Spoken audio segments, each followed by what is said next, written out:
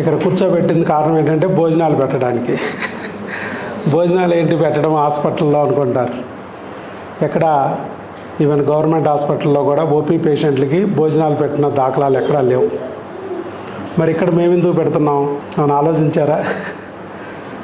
ఎందుకు పెడుతున్నామంటే మీరందరూ సంతానం లేక ఇక్కడికి వచ్చారు. సంతానం లేక గుడికి, చర్చికి, మసీదుకి వెళ్ళినప్పుడు అక్కడ ఒక ప్రసాదం ఇస్తారు. అలాగే ఇక్కడ కూడా సంతానం లేక వచ్చారు. ఇది కూడా ఒక గుడి, ఒక చర్చి, ఒక మసీదు లాంటిది. ఇక్కడ కూడా ప్రసాదం అందాలనే ఉద్దేశంతో మేము ఈ ప్రసాదాన్ని అందిస్తున్నాం.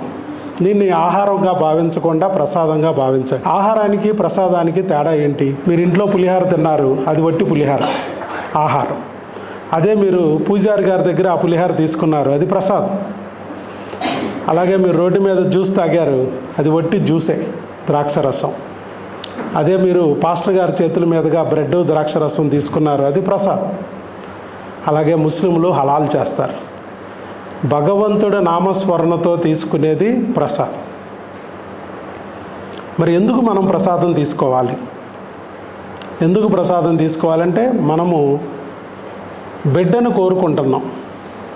బిడ్డ కావాలి అంటే వీర్య వృద్ధి, ధాతు పుష్టి, అండాల క్వాలిటీ ఇవన్నీ ఉండాలి. ఇవన్నిటికీ మూలాధారం ఏమిటి? ఆహారం. మరి ఆహారం అనే దాన్ని ఆ భగవంతుడి ప్రసాదంగా మనం స్వీకరిస్తే ఆ బిడ్డకి కావలసిన vitamins, minerals, nutrients, trace elements, antioxidants ఆ ఆహారం నుంచి అంది ఆ పండంటి బిడ్డ ఎదిగి నీ చేతిలోకి వచ్చే అవకాశం ఉంటుంది. అందుకనే ఆహారాన్ని ప్రసాదంలాగా భావించి స్వీకరించాలి.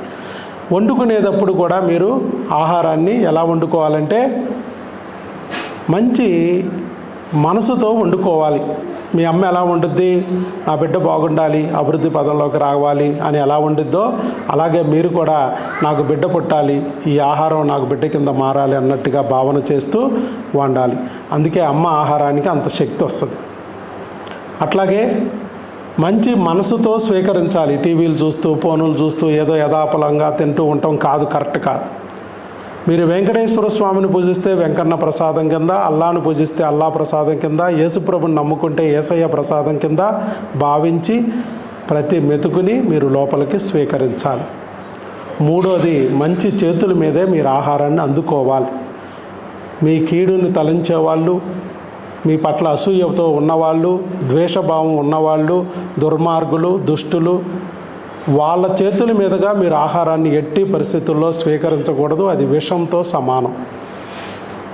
మీరు తీసుకునే ఆహారం ఎప్పుడైనా అది మీ అమ్మ అవ్వచ్చు, మీ క్షేమాన్ని కోరే నీ భార్య అవ్వచ్చు, వారి చేతుల మీద, లేదా దేవుళ్ళు లాంటి మనుషులు, పూజారి గారు కానీ, పాస్టర్ గారు కానీ, ఇమాము కానీ, లేదా ఇక్కడ డాక్టర్ వైఎస్ బాబు దంపతులు ద్వారా మీరు ఆహారం అందుకోవచ్చు.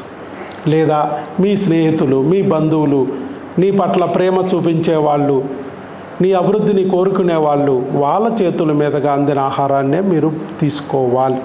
మీరు గమనించండి, ప్రపంచంలో ఏ డాక్టరు ఇవ్వలేనంత మంది సంతానాన్ని 16,000 మందికి ఒక్క ఐవీఎఫ్ లేకుండా, ఒక్క ఆపరేషన్ లేకోకుండా ఈ డాక్టర్ వైఎస్ బాబు ఇవ్వగలిగాడంటే మిగతా డాక్టర్ల ట్రీట్మెంట్ వేరు, డాక్టర్ వైఎస్ బాబు రూటు వేరు, సపరేటు. ఏమిటి సపరేట్? మీ అందరూ గుర్తించండి. నేను ఇందాక చెప్పాను, ఆహారం అనేది చాలా ముఖ్యం. దాన్ని మీరు ఇలాగే భావించి స్వీకరించాలి. మీరు అందరూ అనొచ్చు, సైన్స్ కాదు కదా, ఇదేదో ట్రాష్ కదా. కాదు, సైన్సే. మీరందరూ గాలి పీల్చి బతుకుతున్నారు, ఆక్సిజన్ పీల్చే బతుకుతున్నారు. ఏదో ఆక్సిజన్ చూపించు అంటే చూపించగలరా? కానీ ఆక్సిజన్ పీల్చట్లేదా? మరి ఇది కూడా అంతే. కాబట్టి ఈ రోజు నుంచి మీరు ఇంటికి వెళ్ళాక కూడా ఆహారం వండుకునేటప్పుడు అలాగే మంచి భావన చేస్తూ బిడ్డ రాబోతుంది, ఇది నా బిడ్డ కింద మారబోతుంది అన్నట్టుగా వండుకోండి. అలాగే భార్య చేతుల మీద కానీ, మీ స్నేహితుల మీద కానీ, శ్రేయోభిలాషుల చేతుల మీద కానీ స్వీకరించండి. అలాగే మీరు తినేటప్పుడు కూడా భగవత్స్మరణలో తినండి. ఇది చెప్పబోతున్నా. తర్వాత ఈ వీడియోలు ఎందుకు తీస్తున్నాం అనేది సెకండ్ పాయింట్. ప్రచారం కోసం అయితే కాదండి, ప్రచారం మాకు అవసరం లేదు. అంటే భగవంతుడు ఒక వీడియో ద్వారా ఒక స్నేహితుల ద్వారా, బంధువు ద్వారా నా గురించి తెలియజేసి, ఇదిగో ఐవీఎఫ్ లేని దారి, ఆపరేషన్ లేని దారి, ఒక రహదారి చూపిస్తున్నాడు డాక్టర్ వైఎస్ బాబు, వైద్యో నారాయణో హరి, ఆయన దగ్గరికి వెళ్ళమ్మా అని చెప్పి నీకు చెప్తుంటే నీ పక్కనున్న దెయ్యాలు అంత దూరం వెళ్ళాలా, సందులో డాక్టర్ లేడా, గొంతులో డాక్టర్ లేడా అని నిన్ను ఆపేయడానికి దెయ్యాలు ప్రయత్నించినా ఆ భగవంతుడు వదలకోకుండా పిచ్చుకలకి దారాలు కట్టి లాక్కొచ్చినట్టు మిమ్మల్ని లాక్కొచ్చి నాకు అప్పచెప్పాడు. చూడండి ఎంత గొప్ప దేవుడు నా వెనకాల ఉన్నప్పుడు నాకు ఇంకెందుకమ్మా ప్రచారాలు. అయినా ఎందుకు ఈ వీడియో తీస్తున్నాం? 500 రూపాయలు ఫీజు తీసుకుంటూ, అది కూడా సంవత్సరానికి, ఆగస్టు 2025 నుంచి ఇప్పుడు వరకు దాదాపు 7 నెలల నుంచి నిత్య అన్నప్రసాద వితరణ కింద మా దగ్గరికి వచ్చిన పేషెంట్లందరికీ భోజనం పెట్టుకోగలుగుతున్నాం. కేవలం 500 ఫీజు సంవత్సరానికి తీసుకుంటూ, మరి నెలకి 3 లక్షలు 2 లక్షలు తీసుకుని ఐవీఎఫ్ చేసే డాక్టర్మ్మ గారు ఇంకా ఈజీగా పెట్టచ్చా, పెట్టకూడదా?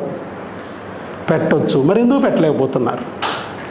ఎందుకు పెట్టలేకపోతున్నారంటే వాళ్ళకి ఆలోచన వచ్చి ఉండలేదు. చెడు ఎవరూ చెప్పక్కర్లా, కానీ మంచి 10 మంది చెప్తే కానీ మన బుర్రకెక్కదు. నాకు ఇక్కడ మా ఆవిడ కరణేషు మంత్రిలాగా ఆలోచించి నాకు ఒక సలహా ఇచ్చింది. ఏమండి, మిమ్మల్ని నమ్ముకుని బోల్డ్ మంది చాలా దూరాల నుంచి వస్తున్నారు, బస్సులు ఎక్కి, ట్రైన్లు ఎక్కి, ఆటోలు ఎక్కి, తినక ఇక్కడికి వస్తున్నారు. మన హాస్పిటల్ దగ్గర అన్ని హాస్పిటల్ లాగానే ఇక్కడ కూడా లేట్ అయ్యిద్ది. బ్లడ్ టెస్ట్లని, వాటికి రిపోర్ట్లని, తర్వాత మిమ్మల్ని కన్సల్ట్ చేయడం, తర్వాత మందులు రాయించుకోవడం, అంతా టైం టేకింగ్ ప్రాసెస్. ఈలోపు భోజనం ఆకలి అవుతుంది. ఆకలి కోసం వాళ్ళని మన హోటళ్ళకి పంపిస్తుంటే ఊరు కాని ఊరిలో దారి తప్పిపోతున్నారు.